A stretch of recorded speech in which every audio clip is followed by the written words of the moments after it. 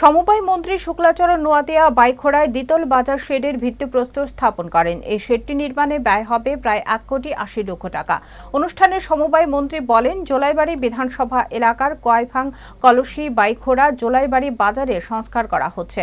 তৈরি হচ্ছে নতুন দ্বিতল মার্কেট শেড। অনুষ্ঠানে বক্তব্য রাখেন জোলাইবাড়ি পঞ্চায়েত সমিতির চেয়ারম্যান তাপস দত্ত ও ভাইস চেয়ারম্যান কেশব চৌধুরী, জোলাইবাড়ি পঞ্চায়েত সমিতির সদস্য সুজিত দত্ত প্রমুখ।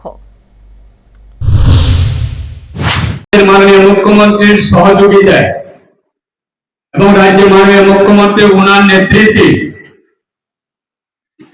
আজকে চারিদিকে আমাদের জোলাইবাড়ি বিধানসভা কেন্দ্রে আমরা 100 to 100 বা 100% মানুষের যে চাহিদা আমরা সেটা পূরণ করেছি, আমরা সেটা বলি না, কিন্তু বিগত সময়ে মানুষের যে একটা স্বপ্ন, মানুষের যে একটা চাহিদা, মানুষের যে একটা দাবি, আমরা সেটাকে মূল্য দিয়ে গত 3 বছর ধরে আমরা কাজ করছি।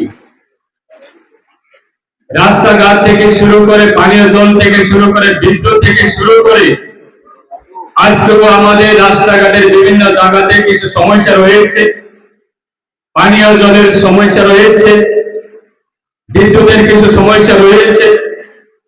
আমরা চেষ্টা করছি যে মানুষের মূল্যের যে চাহিদা সেগুলি আমরা সমাধান করার জন্য।